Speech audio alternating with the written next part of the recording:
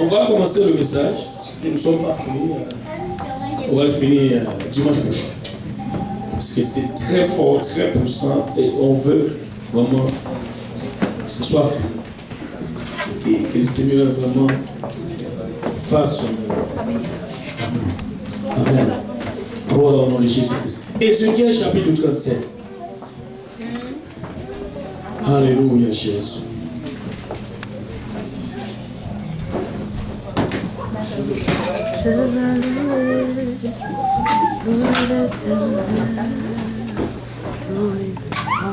Ézéchiel 37. Alléluia. À partir du premier verset. Vous y êtes? Alléluia. La main du Seigneur fut sur moi. Il m'amenait par l'esprit du Seigneur. Il me déposa au milieu de la vallée, une vallée pleine des ossements. Et il me la fit parcourir parmi eux en tous sens.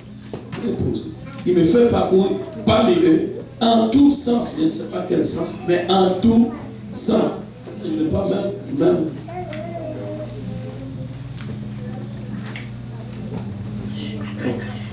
Je vais corriger peut-être. Je vais prendre le versement que vous avez. Le version. Peut-être que ma version, ça dit quelque chose d'autre.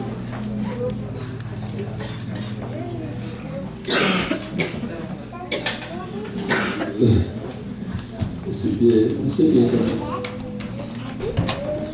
Ézéchiel 37, je ne sais pas. Je vais voir si j'ai une version qui peut. Ok.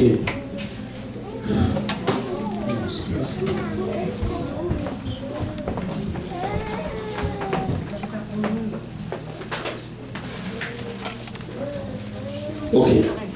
La main de l'Éternel est sur moi, fut sur moi, et l'Éternel me transporta en esprit et me déposa dans le milieu d'une vallée remplie de ossements. Il me fit passer auprès d'eux, tout autour, et voici, il était fort et nombreux à la surface de la vallée, et il était complètement sec. Le verset qui suit, et c'est ça la question. Et il me dit, fils de l'homme, ces eaux pourront-tu le revivre? Je réponds, Seigneur éternel, tu le sais.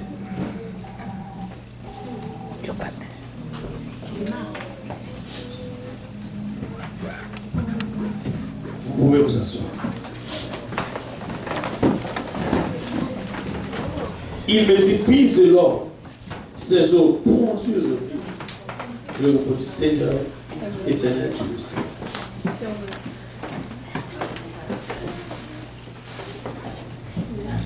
Le sujet aujourd'hui de notre message, ces eaux pourront-tu le revivre?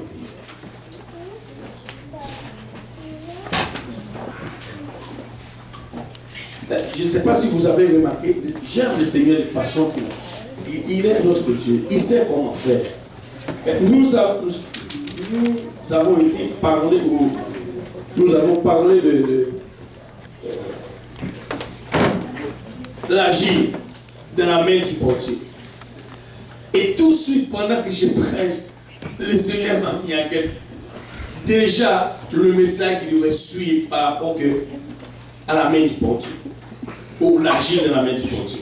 C'est-à-dire, premièrement, si nous sommes l'agir de la main du portier, c'est-à-dire c'est le portier qui est au contrôle. Je ne sais pas si vous avez remarqué. Et remarquez ce que Dieu a fait aujourd'hui. Alors que dimanche dernier, nous avons parlé que Dieu, que ce soit lui qui est au contrôle de notre vie, et aujourd'hui, remarquez ce qu'il appelle au milieu de nous. Dieu est puissant. Et il ne change pas. Et quand Dieu est au contrôle, et une chose que nous avons dit, est-ce que ta vie est tellement brisée ou en décalage pour que Dieu ne peut pas te réparer?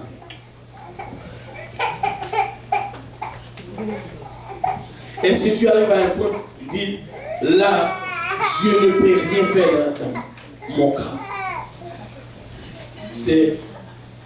Avez-vous déjà entendu les gens dire c'est le cas perdu?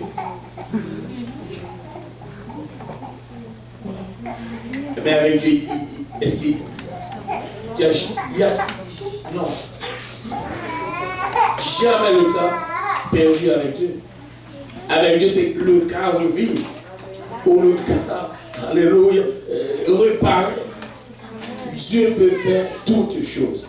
Aujourd'hui, nous avons lu ce passage et vous pouvez voir vraiment ce que Dieu dit. Et nous allons étudier ensemble ce passage. Nous n'avons pas du temps. Anyway.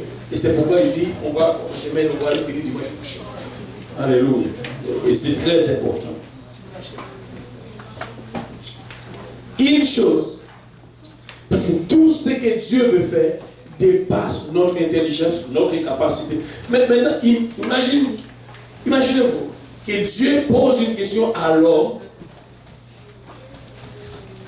Savez-vous?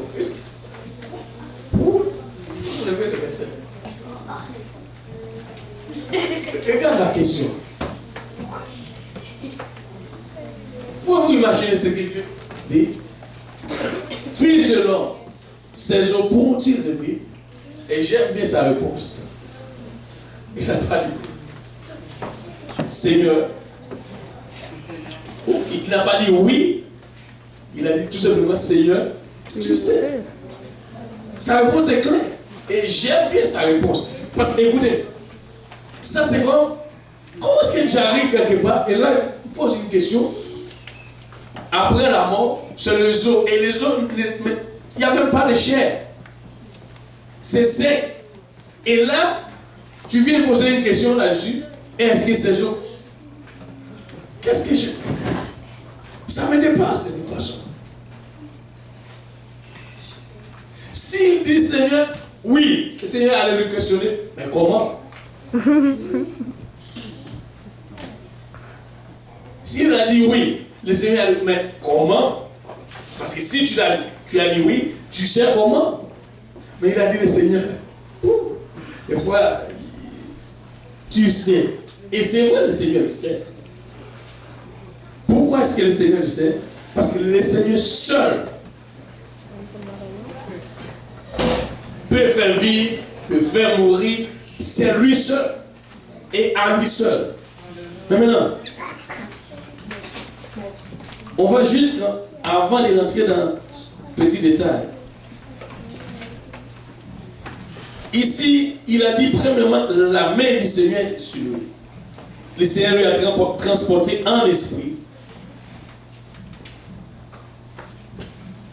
Et il y a une question. Est-ce que ces eaux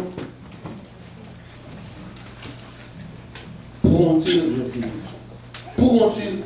Ces eaux pourront-ils revivre? Et maintenant, en d'autres termes, ici, le Seigneur était en train de parler à la maison d'Israël. Moi, je suis en train de parler à l'église de Montréal. Et pourquoi? Et alors, regardez, et toute la maison d'Israël, voilà, disent, nos eaux, ça c'est juste une parole. L'Éternel a prophétisé, il parle et pour souffler sur les enfants d'Israël. Il veut juste que, maintenant, le contexte de cette loi au Babylone, environ 30 ans après la déportation. C'est-à-dire, c'était un peuple qui était déjà avec Dieu. Mais à un moment donné, par la façon de faire, par leur désobéissance, l'ennemi a pu rentrer chez eux et faire ravage. Mais après 30 ans d'exil, une partie de ces déportés sont déjà morts. Et d'autres sont nés dans ce pays, étranger peut-être. Et maintenant, ça fait même à une référence, peut-être, vous avez connu le Seigneur, ça fait longtemps. Mais il y a quelque chose, et vous êtes encore mort, ou les problèmes, ou les situations, ou toute autre chose vous amenez dans un autre pays, ou dans une autre dimension, où vous êtes en train de déconnecter complètement avec Dieu. Maintenant, Ézéchiel chapitre 33, la Bible dit ceci, verset 10 au verset 20, nous allons juste parler sur ces trucs. Nos péchés et nos crimes pèsent sur nous. C'est à cause de ce que nous périssons. Comment pourront-ils nous vivre. Ça, c'est le verset. Ça veut dire, oracle de l'Éternel ne prend pas plaisir à la mort du méchant. Ça veut dire, l'Éternel ne veut pas que personne soit payé, mais que tous parviennent à la repentance.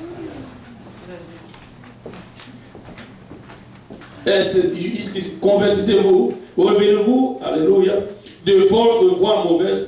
Pourquoi mourir, maison d'Israël? Ça c'est le chapitre 18. Qu'avez-vous à répéter ce proverbe du pays d'Israël? Il y a un proverbe que les enfants d'Israël ont toujours tendance à répéter. Le père a mangé des raisins verts. Les pères ont mangé des raisins verts. Et les dents des fils ont été agacées. Ça, c'est leur proverbe, ou leur dicton, en d'autres termes.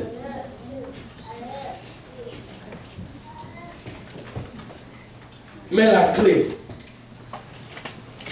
ici, ce sont deux textes où le passé semble conditionner et le présent est fermé l'avenir. Des fois, tu te trouves dans une situation où les passés conditionnés et les présents totalement fermés de l'avenir. C'est-à-dire, tu commences à te questionner, où est mon avenir? Où est mon avenir? Mais j'aime le Seigneur Jésus-Christ. Alléluia. Avant d'aller plus loin, il y a un verset dans Jérémie 31, verset 17 qui dit, il y a de l'espérance pour ton avenir. Il y a encore de l'espérance. Oh, alléluia. Gloire au nom de Jésus-Christ. Comme nous venons de dire, ce sont des termes. Maintenant, le terme des esprits est entré en ces eaux. La Bible dit d'ailleurs, est-ce que ces ossements vivent? Mais comment ces choses allaient se passer d'abord selon la parole de Dieu? Nous venons de lire le passage, Ézéchiel, on va revenir encore, alléluia, dans notre propre passage. Il a dit, fils de l'homme, ces os, pourront-ils revivre? Je répondis, oh le Seigneur éternel, tu le sais. Mais maintenant, une chose, et ce que je veux aujourd'hui, c'est que nous sommes tous à attendre aujourd'hui le Seigneur dit un mot dans ma vie. Je veux que le Seigneur parle. Dis seulement un mot. Maintenant, regarde ce qu'il dit. Fils de l'homme, ou bien, il me dit, prophétise sur ces eaux. Dis-leur ossements desséchés. Écoute la parole de l'Éternel. C'est ce que je viens de dire. Une chose à faire tout simplement. Si tu veux sortir, si tu veux que Dieu t'amène dans une autre dimension, écoute la parole de Dieu.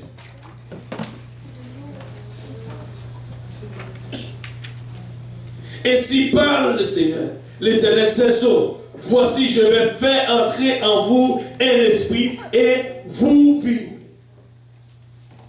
Et vous vivre. C'est-à-dire, notre Dieu dépasse. Ça nous dépasse. Mais j'aime bien le verset qui dit, écoutez, l'Éternel prend la vie, il m'a donné, prend ma mort, pardon, il m'a donné la vie. Maintenant, ici, remarquez ceci. Les eaux desséchées, qu'est-ce qu'on peut faire avec les eaux desséchées, par exemple? De la poudre.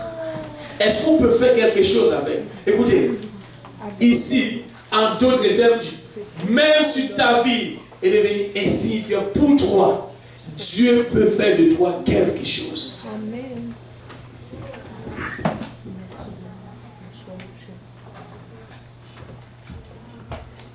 Et c'est de là, c'est-à-dire, pour nous, c'est un grand cas.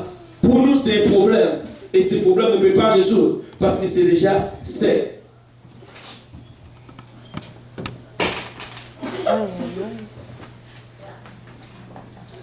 Il a dit encore, ainsi parle l'Éternel, le Seigneur éternel, au verset 5. Ces eaux à ces eaux. Voici, je vais faire entrer en vous un esprit et vous vivre. Verset 6. Je vous donnerai des nerfs, et je ferai croître sur vous de la chair, et je vous couvrirai de peau, et je mettrai en vous un esprit, et vous vivrez. Et vous saurez que je suis l'Éternel. Alléluia.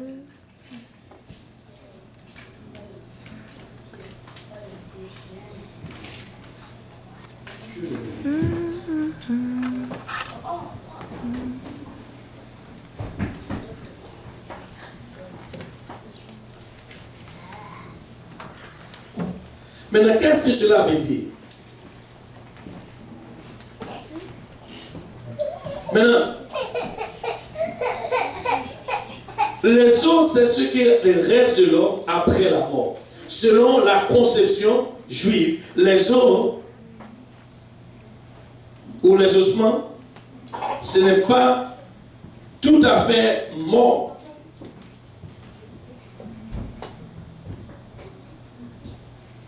Ces restes est le gage ou de la résurrection. Et ça, c'est une chose que les Juifs devraient savoir. Tous ceux qui savent, par exemple, à mon expérience, ne me permet pas d'avoir une vision d'avenir.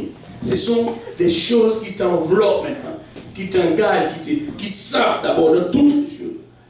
Pas devant, pas derrière maintenant, tu n'as aucune vision de toi-même. Et là, tu commences à questionner, où est Dieu, mon ami?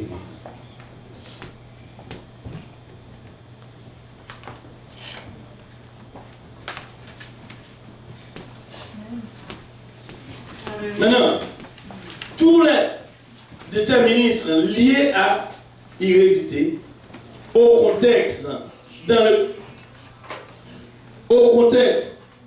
lequel je dois construire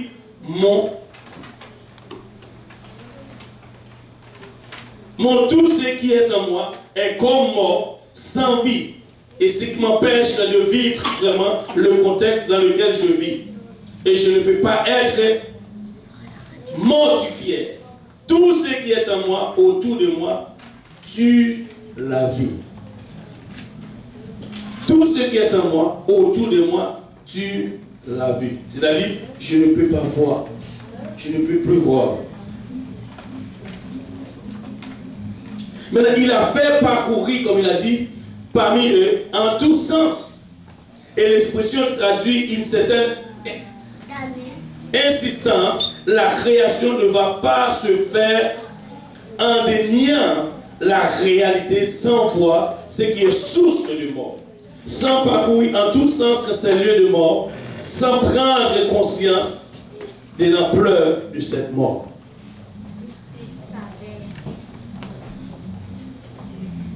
La création même ne va pas se faire en déniant la réalité sans voir ce qui est la source de mort, sans parcourir en tout sens ces lieux de mort, sans prendre conscience, de l'ampleur de cette mort. Maintenant, il y a toujours un choix. Choisis un chemin. Le chemin de la vie, où tu dois décider courageusement de vivre les étapes de deuil qui accumulent, par exemple, ou d'aller traverser les émotions qui ont été enfouies au fond de soi sans avoir été vécues et deviennent le véritable chemin des morts. Mais qu'est-ce qu'on peut faire pour renier la vie? Pour renier la vie, il faut retourner passer par les lieux de la mort et revivre. J'aime le Seigneur pour ce qu'il a fait en Seigneur aujourd'hui. Il nous demande d'être mourir en nous-mêmes ou en soi pour que Christ lui-même va reprendre la vie. Les émotions qui ont été refoulées au moment où je ne pouvais même ou ne voulais pas le vivre. La parole vivante ou vivifiante du Seigneur peut faire quelque chose en moi. Et c'est pourquoi je dis, Seigneur, je veux une parole. Et cette parole qui porte en elle la vie, Une parole qui fait ce qu'elle dit. Une parole qui fait ce qu'elle dit. Dieu dit et les choses. Une parole qui fait ce qu'elle dit. Dieu dit et les choses arrivent. Il ordonne et elles existent. Alléluia.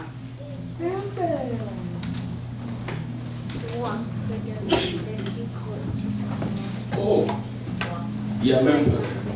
On va revenir. On va le prêcher, c'est bon.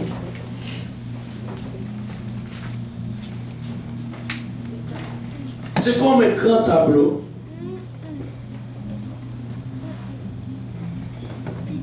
Qui décrit la création, par exemple, du Genèse. Nous voyons bien tout le cheminement qui est Dieu. Mais ça commence toujours par qu'est-ce qu'il fait? Dieu dit. Dieu dit. Tous les tableaux. Voilà, le Genèse chapitre 1. Je ne sais pas si c'est le 26e verset ou jusqu'au 25e verset. Ça dit Dieu dit. Dieu dit. Dieu dit. Maintenant, c'est le temps de laisser Dieu dit dans ta vie. Un Dieu dit peut changer toutes choses autour de toi. Pourquoi? Parce que la Bible dit, Dieu dit, quand Dieu dit, les choses arrivent. Une parole qui exécute ce qu'elle dit.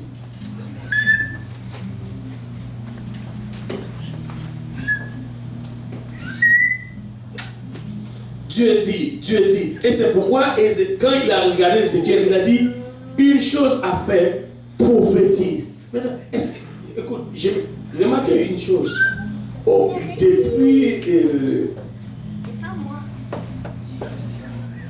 la conférence francophone, il y a une chose que Dieu veut. C'est juste que tu dois même personnellement prophétiser sur ta vie. Si tu as l'Esprit de Dieu, arrête de dire ou bien arrête de penser contraire. Ce n'est pas, écoutez, l'Esprit de Dieu qui est en toi-même. C'est Dieu lui-même. Et une chose, on n'a pas de... Mais je vais juste peut-être résumer quelque chose. Avez-vous remarqué des fois, quelqu'un près de toi, il te parle, mais toi tu es quelqu'un par ailleurs. Et des fois, quelqu'un parle juste ici, mais tu n'entends même pas ce qu'il dit. Et il parle avec toi, au point qu'il doit te secouer. Je te parle. Et comme quoi, et tu es loin. C'est la même chose avec Dieu. Dieu est venu en nous et nous sommes loin.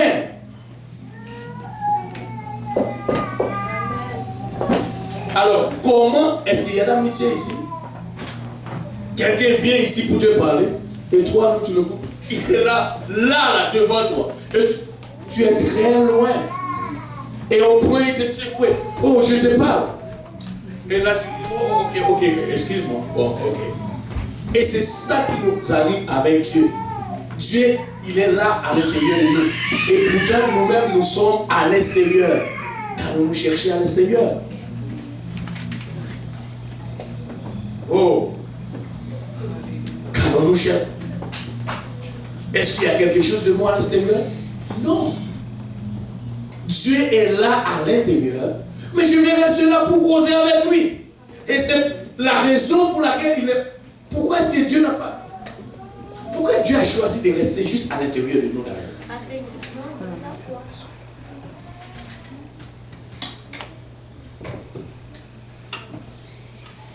Et nous sommes loin. C'est-à-dire, Dieu cherche, il a fait juste l'amitié. Et c'est pourquoi il a dit, si mon Père, sur qui mon nom est invoqué, fais quoi? Prie et cherchez ma face. Des fois, Dieu est là, et là, non, Dieu est juste là.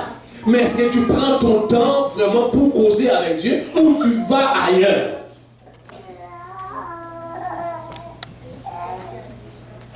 Tu es prédicateur, qu'est-ce que tu dis? Comment est-ce que Dieu peut à l'intérieur de moi, moi je suis? Oui, ça arrive. Regarde, je viens de prendre un exemple. Et si ça peut arriver, alors que quelqu'un est là, il nous parle, et nous sommes très loin jusqu'au point où on ne peut pas même écouter ou entendre ce que l'autre personne est en train de dire. Alors, ça peut arriver aussi avec Dieu, dans notre vie. Mais pourquoi est-ce que cela arrive alors? Dieu parle et nous sommes à l'extérieur. Dieu est à l'intérieur, nous sommes à l'extérieur.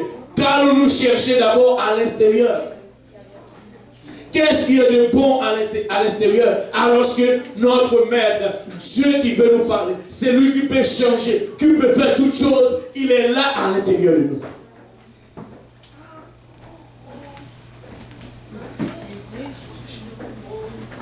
Est-ce que cela fait du sens? Maintenant, ce n'est pas le temps. Dieu va nous révéler certaines choses où nous allons voir vraiment nos états. Dieu va nous parler où nous allons vraiment réaliser qui nous sommes. Dieu va faire avec nous où nous allons comprendre vraiment, oh Seigneur, alléluia, oui, ça fait longtemps je suis erré quelque part, mais toi Seigneur, tu m'appelles, ça fait longtemps. Et c'est la raison pour laquelle Dieu cherche à faire.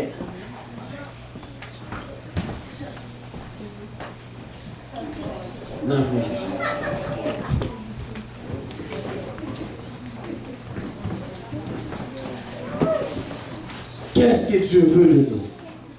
Qu'est-ce que Dieu attend de nous? Mais Dieu attend lorsqu'il parle. Dieu veut juste, il veut avoir notre attention. Dieu parle, je dois rester à l'écoute. Et le plus... Aujourd'hui, Dieu est en train de révéler certaines choses. Des fois, écoutez, n'attendez pas que Dieu vienne te parler, te donner une révélation pour que tu saches où tu es. Tu dois savoir où tu es, c'est maintenant. Alors Dieu, il est là, il est en train de te parler. Mais toi, qu'est-ce que tu fais? Dieu est là, ne va pas ailleurs, ne va... Qu'est-ce qu'il y a de bon ailleurs? Mais Dieu, il est juste ici. Il est là, il veut faire son œuvre. Et d'ailleurs, tout ce que Dieu veut faire, c'est juste pour... Écoutez, nous n'avons pas vraiment... Nous n'avons pas assez de temps pour finir ce message. Je vous ai dit, nous allons voir ce que Dieu veut faire avec nous. C'est juste une armée, Dieu veut élever une forte armée au milieu. Et c'est vous. Mais maintenant, Dieu veut avoir notre attention. Et Dieu ne veut pas lorsqu'il est là et nous sommes ailleurs. Il est là et si tu es là, il est là pour qui? Pour moi. Je ne sais pas pour vous, mais si Dieu est là, il est là pour moi. Je ne viens pas juste pour venir. Il est là pour moi. Et s'il est là pour moi, je dois me rendre disponible. Dis-moi, et pour un rendez-vous, on t'appelle, tu sais, est-ce que tu peux manger? Je ne sais pas si je serai disponible. Et c'est ce que Dieu veut faire. Est-ce que tu es disponible? Non, c'est pourquoi le même verset vous dit, Apocalypse chapitre, j'aime ce verset. Quand Dieu est venu cogner à notre porte, c'est que si nous on n'ouvre pas, c'est parce que nous ne sommes pas disponibles. Amen.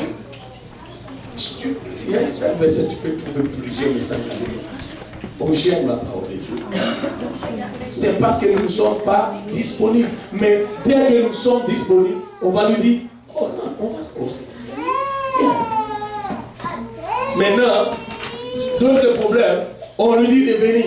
Et Dieu rentre, il rentre chez nous.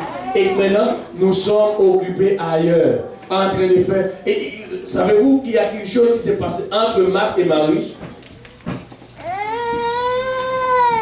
Et ça arrive aussi avec nous très souvent. Dieu est là, mais nous ne pouvons pas écouter, nous sommes en train de distraire, chercher à faire. Oh. Et c'est pourquoi on cherche la bénédiction. Je vais vous dire, la bénédiction des frères nous distrait. Et Dieu est là, il veut nous parler, nous sommes occupés quelque part. Et après, jusqu'au moment, on va dire, Seigneur, aide-nous. Il est là pour t'aider. Et toi, tu es occupé.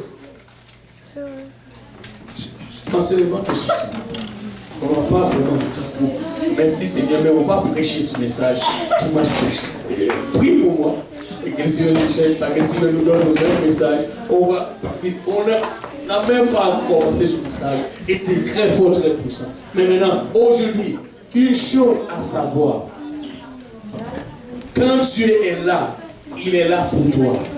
Et si Dieu ne soit pas distrait de rien, il est là pour toi, il est venu même, d'abord il n'est pas seulement là, il rentre chez toi, et toi-même tu es ailleurs.